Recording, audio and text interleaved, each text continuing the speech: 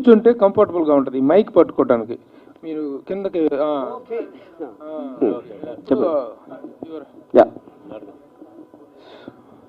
ఏం చెప్పాలి? కంగ్రాచులేషన్స్ చెప్పాలా లేకపోతే ఎలా స్టార్ట్ చేయాలి? అది ఇట్లా బెయిల్ వచ్చినందుకు ఇప్పుడు సార్ జ్యుడిషియల్ ప్రాసెస్లో అదే నేను చెప్తున్నాను. ఇప్పుడు జ్యుడిషియల్ ప్రాసెస్ మీరు ఏమి లాయర్తో మాడక్కలేదు, జస్ట్ మీరు వికీపీడియాలో కానీ లేకపోతే సెక్షన్ ఫలానా లేకపోతే 41 CRPC నోటీస్ ఏంటి అని పెడితే అందరికీ తెలుస్తుంది. అదే దానికి పెద్ద బ్రహ్మ మీకు మహా ఎడ్యుకేటెడ్ అని అవసరం లేదు.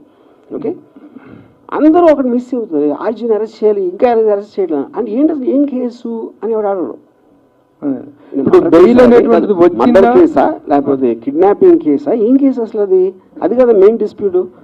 అది మీరు ఒక్కసారి అది మీరు దాని మీద ఫోకస్ పెడితే మీకు ఫస్ట్ ఏం అర్థం అవుతుంది, రోజుకి 500 చూస్తున్నాం కదా ఇలాంటి మీమ్స్, అందరూ చేస్తారు కదా మొత్తం దేశం అంతా, ఇదేంటి అంత స్పెషల్ అని అడుగుతారు కదా. అది అడగకుండా ఉట్టి అరెస్ట్ అరెస్ట్ అరెస్ట్ అరెస్ట్ అంటే ఎలాగా? ఇప్పుడు బెయిల్ పూర్తి స్థాయిలో వచ్చింది, సోమవారానికి వాయిదా వేశారు కదా సార్. అది జ్యుడిషియల్ ప్రాసెస్. నేను చెప్పేది ప్రాసెస్లో ఇంటరిమ్ బెయిల్ ఇస్తారు ఒక డేట్కి, దాని తర్వాత ఎక్స్టెండ్ చేస్తారు, లేకపోతే ఇంకోటి ఇస్తారు, లేకపోతే ఇంకోటి ఏదో వేరే వేరే పిటిషన్స్ అన్నీ వేస్తున్నాం. అదంతా డ్యూ ప్రాసెస్. ఆ డ్యూ ప్రాసెస్ అనేది ప్రతి దాంట్లో ఉంటుంది. కానీ మెయిన్ పాయింట్ ఎక్కడండి, నేను యాంటిసిపేటరీ బెయిల్ ఇచ్చిన రీజన్ ఆల్రెడీ చెప్పాను. కానీ ముఖ్య రీజన్ ఏంటంటే పోలీసులు ఇంతవరకు చెప్పలా నేను అరెస్ట్ చేస్తానని, అరెస్ట్ చేయబోతున్నామని చెప్పలా. అది మెయిన్ పాయింట్ నేను చెప్పేది.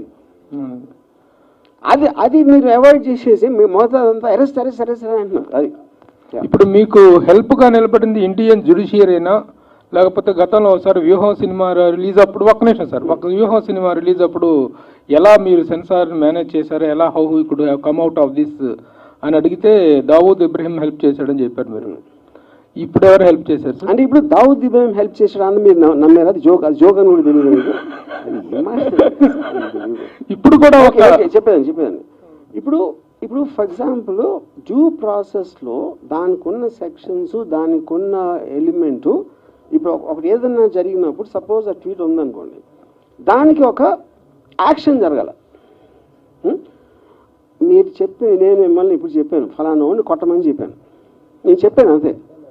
మీరు కొట్టి ఏం చేస్తారు, ఆర్జీవీ చెప్పాడు అంటారు. ఆర్జీవీ చెప్పినందుకు కొడితే అది నాకు దాని నుంచి డైరెక్ట్గా మీరు ఒక లాభం అనేది ప్రూవ్ చేయలేకపోతే నేను చెప్పినా కూడా that won't become an offence. Okay, so ఇప్పుడు 1 year బ్యాక్ నేను పెట్టిన ఏదైతే చెప్తున్నారో అది దాని వలన ఏం జరిగింది అసలు, ఇంత 1 yearలో ఏం జరిగింది ఒకటి. రెండోది, ఆ రోజున ఈయనంటే ఇప్పుడు నిద్రలేసాడు పెట్టినాడు, ఆ రోజున ఉన్న మెయిన్ స్ట్రీమ్ మీడియా ఇంక్లూడింగ్ వాళ్ళతో ప్రోలో ఉన్నా కూడా వాళ్ళు ఏదైనా అనుకున్నారో దాని గురించి అనుకోవాలి. ఎందుకు అనుకోలేదంటే వాళ్ళు చేస్తారు, అదే చేస్తారు, ప్రోగ్రామ్స్ చేస్తారు. ఏది డూపులు పెట్టి, ఇది పెట్టి, క్యారికేచర్స్ పెట్టి, కార్టూన్స్ పెట్టి, పొలిటికల్ లీడర్స్ని కానీ సెలబ్రిటీస్ని కానీ ఎవరినైనా కంటిన్యూస్గా మీరు కార్టూనిష్గా చేయటం అనేది it's a culture in the whole world, in a free world. Yeah Ajeev గారు, అయితే 1 year బ్యాక్ జరిగిన దానికి కేసులు పెట్టడం ఏంటని మీరు అడిగారు. ఆ లాస్ట్ 5 yearsలో కూడా మీరు సినిమాలు తీశారు, ఈ గవర్నమెంట్ మారిన తర్వాత మానేశారు. ఎవరికి టైం వచ్చినప్పుడు వాళ్ళు నడిపిస్తారని ఎందుకు అనుకోవట్లే మీరు?